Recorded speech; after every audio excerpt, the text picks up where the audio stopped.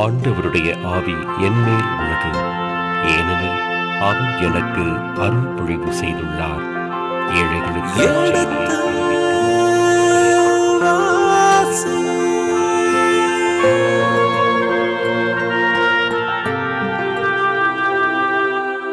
எடுத்து வாசி.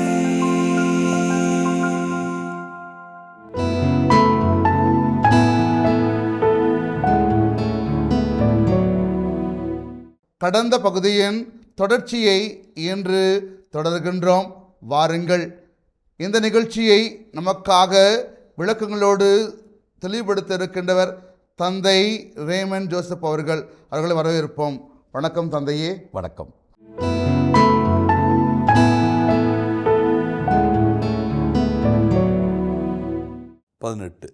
எனவே யூதாவின் அரசர் யோவாசு தம் முன்னோர்களாகிய யூதாவின் அரசர்கள் யோசபாத்து, யோராம், அகசியா ஆகியோர் நேர்ந்தளித்த காணிக்கை பொருட்கள் அனைத்தையும் தாம் நேர்ந்தளித்த காணிக்கைகளையும் ஆண்டவர் இல்லம், அரச மாளிகை ஆகியவற்றின் கருவூலங்களில் காணப்பட்ட தங்கம் அனைத்தையும் எடுத்து சிரியாவின் மன்னன் ஆசவேலுக்கு அனுப்பினார்.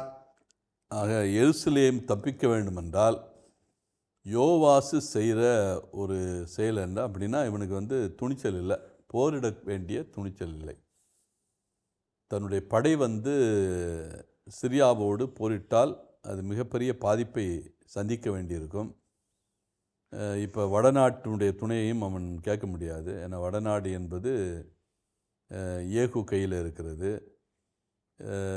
ஏகுவை பொறுத்த மட்டில் ஏற்கனவே இருந்த அரசர்கள் போல் அல்ல, ஆகாஷுடைய குடும்பத்தை போல் அல்ல. ஆகாஷ் குடும்பம் தென்னாட்டோடு நல்ல உறவில் இருந்தது. அத்தகைய உறவு நிலைகள் இப்போ இல்லை ஏகு காலத்தில். அதனால் இவன் என்ன பண்ணுறான், சாட்சிக்காரன் காலில் விழுகிறதை விட சண்டைக்காரன் காலில் விழுகிறதே பெருமை என்ற நினைப்போடு யார் இவனோட சண்டைக்கு வருகிறார்களோ அவன் காலிலே அவன் விழுகிறான். எப்படி விழுகிறான்? இவன் சேமித்து வைத்த பொருட்கள் அத்தனையும் யாருக்கு கொண்டு போய் கொடுக்குறான்? சிரியா மன்னருக்கு. அவனுக்கு அதானே வேணும். ஒரு நாடு இன்னொரு நாடோடு போரிடுகிறது என்றால் என்ன பொருள்?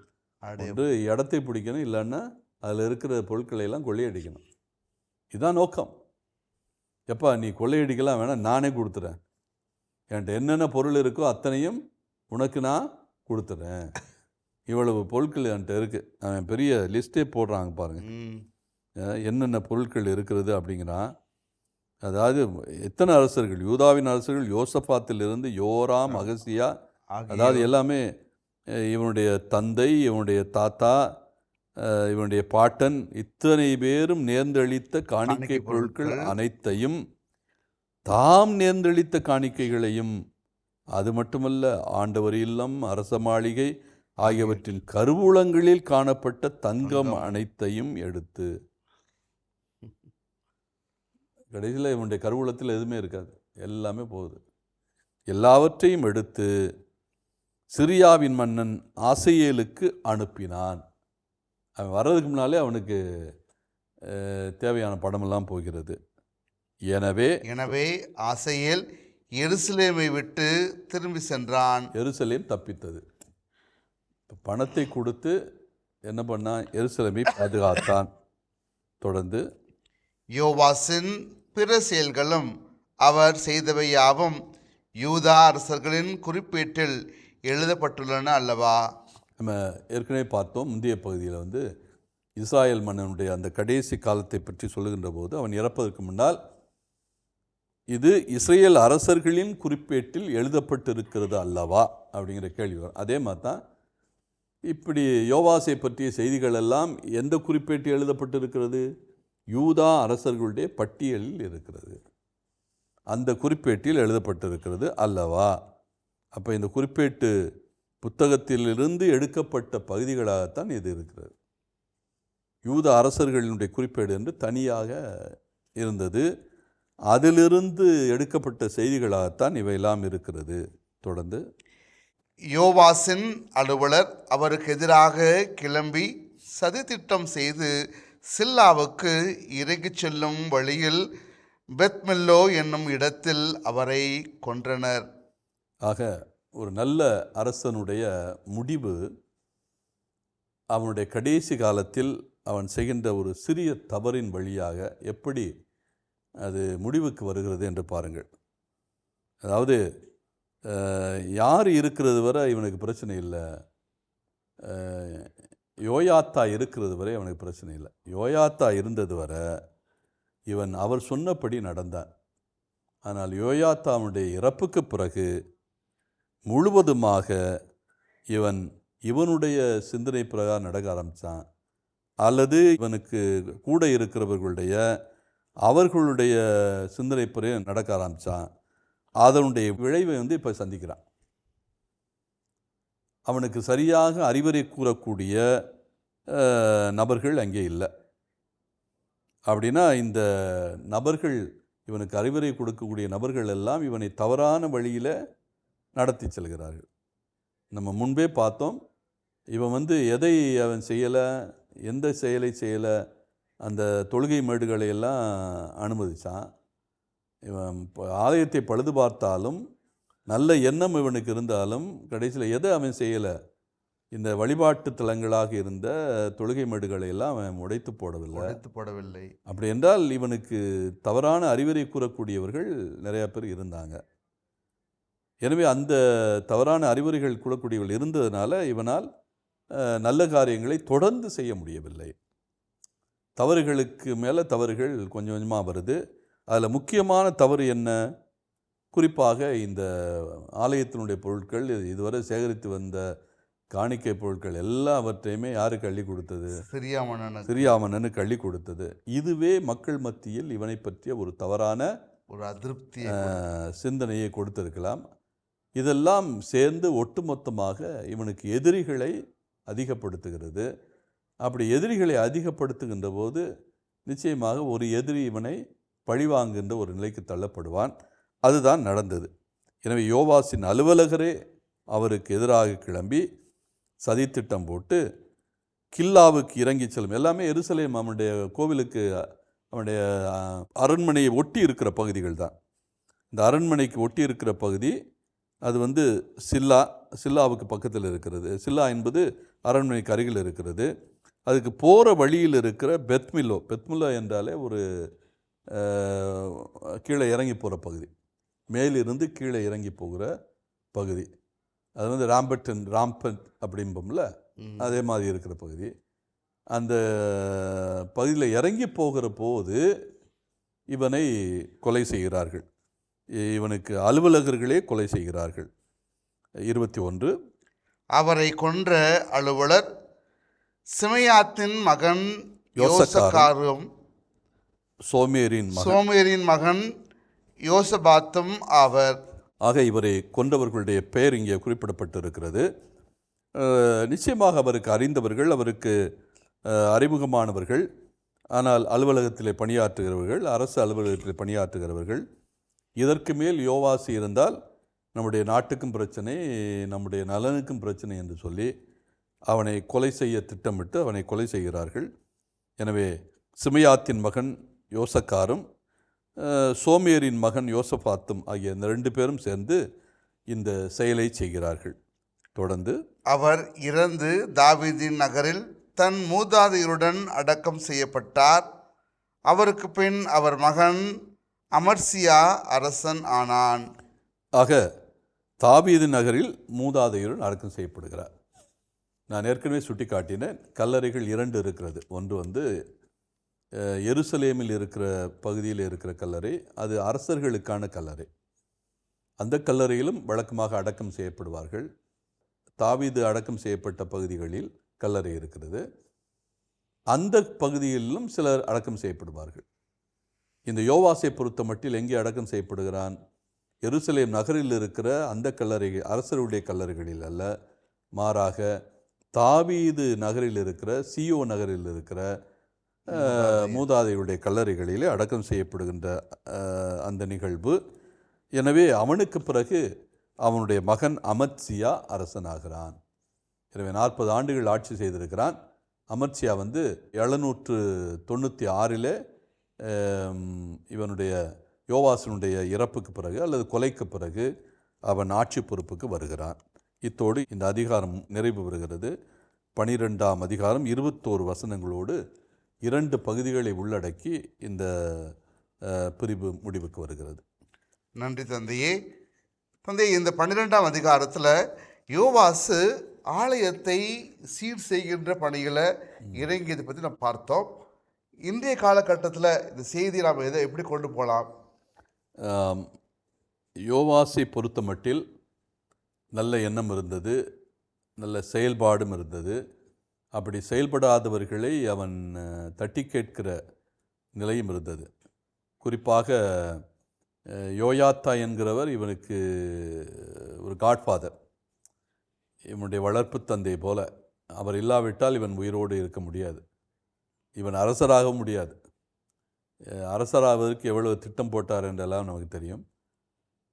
அப்படி இருக்கிற போது அவரையே தட்டி கேட்கிறான்.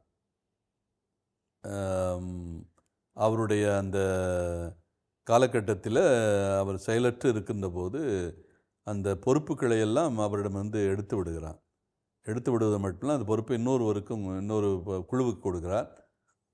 அதிலேருந்து தெரிகிறது அவன் ஒரு நேர்மையானவன், அதே சமயத்தில் செயல்பட வேண்டும் என்று எண்ணம் கொண்டவன்.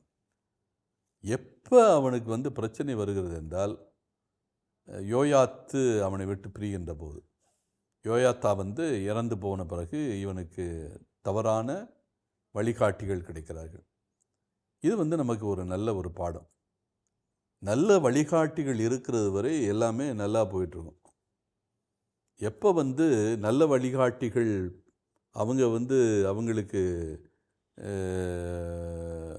நம்ம பிரிவு கொடுத்து விட்டு தவறான வழிகாட்டிகள் பின்னால் போனால் அது எதில் போய் முடியும் அப்படிங்கிறதுக்கு யோவாசு நல்ல ஒரு பாடம். இவனுடைய கடைசி காலகட்டம் தவறான வழிகாட்டிகளுடைய அந்த செயல்பாடுகளால் சிதைந்து போகிறது. இவனால் செயல்பட முடியவில்லை. இவன் எடுக்கிற முயற்சிகள் எல்லாமே தவறாக முடிகிறது. குறிப்பாக அந்த சிரியா மன்னன் இந்த வடநாட்டின் மீது படையெடுக்கின்ற அந்த நிகழ்வு, அதை வேறு மாதிரி அவன் அணுகி இருக்கலாம். இவனுடைய பொண்ணும் பொருள் அத்தனையுமே அவனுக்கு தாரை வாத்து கொடுத்தது மாதிரி போச்சு. 4 தலைமுறையாக சேமித்து வைத்த எல்லாவற்றையும் அள்ளி கொடுக்குறான். அப்படின்னா இவனுடைய ஒரு செயலற்ற தன்மை என்பது மட்டுமல்ல, அவனுடைய சிந்தனையற்ற தன்மை இருந்ததால் தான் இந்த அளவுக்கு அவனால் ஒரு தவறான முடிவை எடுக்க முடிகிறது. இது ஒரு தவறான முடிவு. ஒன்று, நேரடியாக சிரியாவோடு மோதி இருக்க வேண்டும், அதற்கான தயாரிப்பை செய்திருக்க வேண்டும், படைபலத்தை முன்கூட்டி இருக்க வேண்டும். சிரியா மன்னன் ஹாமாத்துக்கு போகிறான் என்றால் இவன் நாட்டின் வழியாகத்தான் போயிருக்க வாய்ப்பு உண்டு. அப்படி நாட்டின் வழியாக போனால் கூட அப்படி படையெடுத்து போகிற மன்னனுக்கு பக்கத்து நாடுகளையும் பிடிக்க வேண்டும் என்கிற எண்ணமும் இருக்கும். அப்போ அதற்குரிய தயாரிப்போடு இவன் இருந்திருக்க வேண்டும். அந்த தயாரிப்பை செய்வதற்கான தூண்டுதல் செய்வதற்கு ஆள் இல்லை. யோயாத்தா போன்ற ஒரு நல்ல மனிதர் அங்கே இல்லை. அதனால் அவனுடைய வீழ்ச்சி தொடங்கியது. இந்த வீழ்ச்சியினுடைய பயனை அவன் அனுபவித்தான். இவனுடைய ஆட்களே இவனை கொலை செய்கின்ற அந்த நிகழ்வு. இவனுடைய அரண்மனை அலுவலகர்களே இவனுக்கு பாடை கட்டுகின்ற அந்த நிலைக்கு அவன் தள்ளப்பட்டு விட்டான் என்றால் அதுதான் நம்முடைய வீழ்ச்சி. அதனால் அந்த தலைப்பே வீழ்ச்சி என்று நாம் சுட்டியிருந்தோம். அந்த யோயாத்தாவுக்கு பிறகு இவனுக்கு இறங்கு காலமே தவிர ஏறு காலம் அல்ல. இவனுடைய சிந்தனையிலும் இறங்கு காலம், இவனுடைய குணத்திலும் இறங்கு காலம், செயல்பாட்டிலும் இறங்கு காலம், இவனுடைய வாழ்வினுடைய எல்லா நிலைகளிலுமே இறங்கு காலமாக மாறுகிறது. அதனுடைய பலனை அனுபவிக்கிறான். அதனால் எப்போதுமே நல்ல அறிவுரையாளர்கள், நல்ல வழிகாட்டிகள் இருக்கின்ற போது அந்த வழிகாட்டிகளுடைய பாதையின்படி நடந்தாலே நமக்கு நன்மைகள் கிடைக்கும். அதே சமயத்தில் தவறான வழிகாட்டிகளுடைய வழி நடத்தலும் வழிகாட்டு பாதைகளும் நமக்கு தவறான இலக்குகளைத்தான் காட்டுமே ஒழிய, தவறான இலக்குகளில் நான் பயணிக்கின்ற போது நம்முடைய முடிவுகளும் தவறாகும், நம்முடைய செயல்பாடுகளும் தவறாகும், நமக்கு கிடைக்கிற இறுதி அதற்கான பதிலும் தவறாகத்தான் இருக்கும். அந்த ஒரு சூழலில் தான் இந்த 12ஆம் அதிகாரம் நமக்கு யோவாசு என்கிற அந்த பாத்திரத்தை கண்முன்னால் கொண்டு வருகிறது. அந்த பாத்திரம் நல்ல பாத்திரமாக இருந்து இறுதியில் ஒரு தவறான பாத்திரமாக நமக்கு அடையாளப்படுத்தப்படுகிறது. அவனுடைய கொலை அதைத்தான் நமக்கு சுட்டி காட்டுகிறது. நன்றி தந்தையே, அருமையாக நீங்கள் சொன்னீங்க. நன்றி, வணக்கம். அரசர்கள் 2ஆம் நூல் அதிகாரம் 12.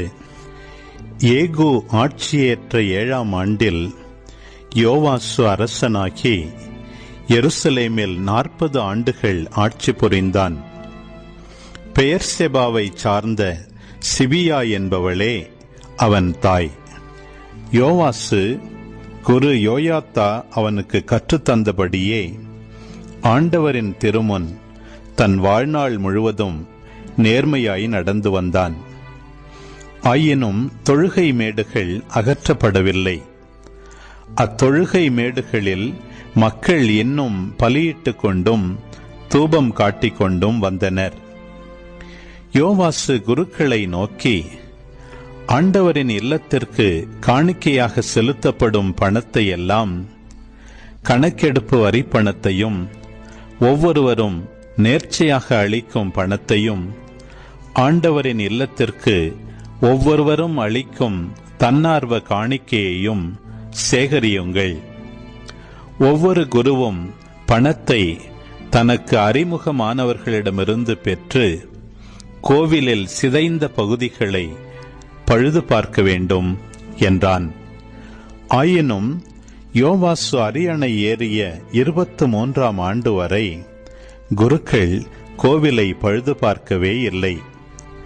எனவே அரசன் யோவாசு குரு யோயாத்தாவையும் ஏனைய குருக்களையும் வரவழைத்து அவர்களை நோக்கி, நீங்கள் ஏன் கோவிலை பழுது பார்க்கவில்லை? உங்களுக்கு அறிமுகமானவர்களிடமிருந்து பணத்தை வாங்கி வைத்துக் கொள்ளாதீர்கள், அதை கோவிலை பழுது பார்க்க கொடுத்து விடுங்கள் என்றான். அவ்வாறே குருக்கள் மக்களிடமிருந்து பணத்தை இனி பெற்றுக்கொள்வதில்லை என்றும் கோவிலை பழுது பார்க்கும் பொறுப்பேற்பதில்லை என்றும் ஏற்றுக்கொண்டனர்.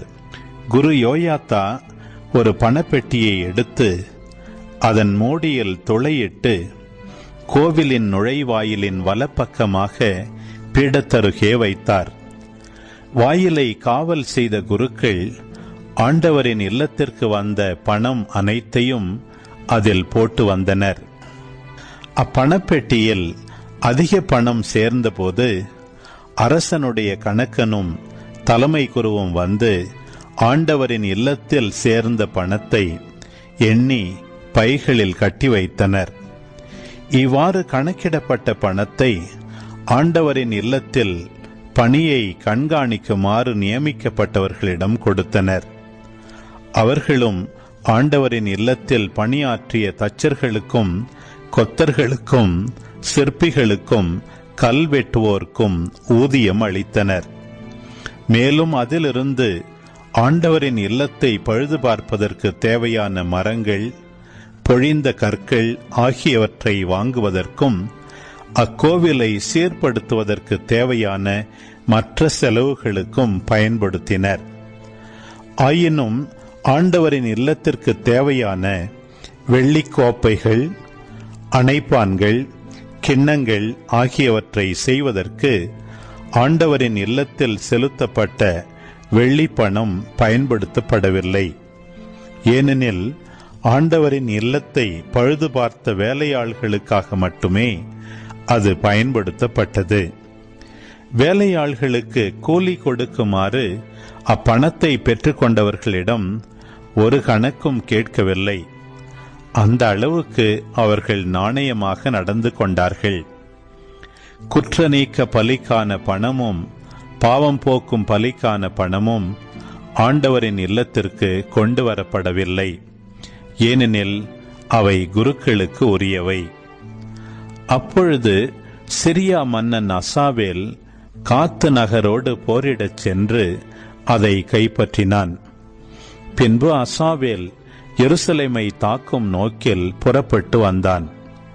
எனவே யூதாவின் அரசன் யோவாசு தன் முன்னோர்களாகிய யூதா அரசர்கள் யோசபாத்து, யோராம், அகசியா ஆகியோர் நேர்ந்தளித்த காணிக்கை பொருள்கள் அனைத்தையும், தான் நேர்ந்தளித்திருந்த காணிக்கைகளையும், ஆண்டவர் இல்லம், அரச மாளிகை இவற்றின் கருவூலங்களில் காணப்பட்ட தங்கம் அனைத்தையும் எடுத்து சிரியா மன்னன் அசாவேலுக்கு அனுப்பினான். எனவே அசாவேல் எருசலேமை விட்டு திரும்பிச் சென்றான். யோவாசின் பிற செயல்களும் அவன் செய்தவை யாவும் யூதா அரசர்களின் குறிப்பேட்டில் எழுதப்பட்டுள்ளன அல்லவா? யோவாசின் அலுவலர் அவனுக்கு எதிராக கிளம்பி சதித்திட்டம் செய்து சில்லாவுக்கு இறங்கிச் செல்லும் வழியில் மில்லோபேத்தில் அவனை கொன்றனர். அவனை கொன்ற அலுவலர் சிமையாத்தின் மகன் யோசகாரும் சோமேரின் மகன் யோசபாத்தும் ஆவர். அவன் இறந்து தாவீதின் நகரில் தன் மூதாதையருடன் அடக்கம் செய்யப்பட்டான். அவனுக்கு பின் அவன் மகன் அமத்சியா அரசனானான். இதன் தொடர்ச்சியை அடுத்த பகுதியிலே தொடர்வோம். அதுவரை இணைந்திருங்கள். இயேசுவுக்கே புகழ், இயேசுவுக்கே நன்றி, மரியே வாழ்க. எலிசேயுவை நாம் எலிசா என்று அழைக்கிறோம். எனவே எலிசா வரை அவருடைய கதையை பற்றி பேசுவது இந்த 1 முதல் 13 அதிகாரங்கள், 842 வரை என்று கூட நாம் சொல்லலாம். ஏனென்றால் அகசியா இறக்கிற போது அகசியாவுடைய காலத்தில் எலியா இருக்கிறார்.